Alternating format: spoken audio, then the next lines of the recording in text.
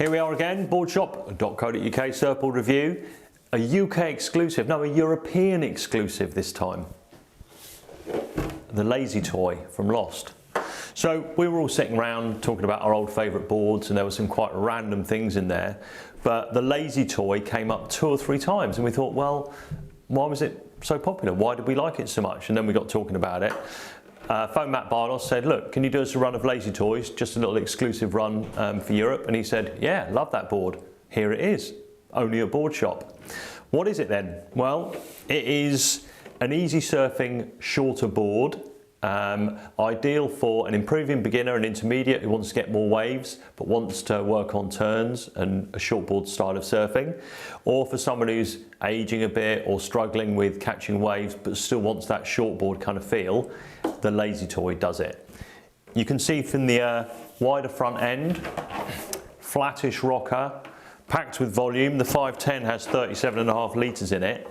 But it's got all the stuff you need to make sure you get a high wave count, even in competitive lineups. But the layout of the board with the concaves, the fin position, everything gives it a really, really lively feel. So on the base, there's blue bases and white bases available. The board's pretty flat up here on this wide point, which gives you lots of paddle power and lots of stability. And then the double concave comes in just through the logo there, and the rails harden up as the double concave kicks in. So what you've got is a board that you don't have to have your back foot right over the back fin to get turning. You can turn it from ahead of the tail pad. 5-fin setup, so quad or thruster setup. Then continue on the concave thing through the fins and then a little V out the back of the tail there.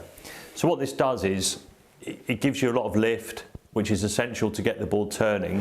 But what Biolos is really good at is the combination of rocker line, concaves, fin position to get the board to release into turns. In all its classic shapes, like the puddle jumper, which is still a favourite for a grovel board, he manages to get liveliness and responsiveness into boards that carry a lot of volume.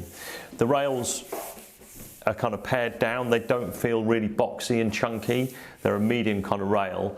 And it's this combination of factors that makes his boards, especially kind of the middle-aged man boards, it makes them work and really good fun to surf.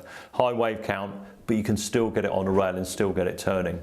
Now, the Lazy Toy is adaptable in another way as well, because it's got a big old wave range.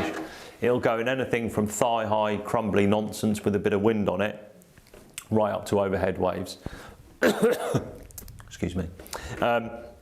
So for that guy who wants a bit of help with paddling but can still surf, great option. For someone coming off a bigger board or wants a first shortboard feeling, big sweet spot, nice forgiving when you pop up, it's a great option too, just size it accordingly.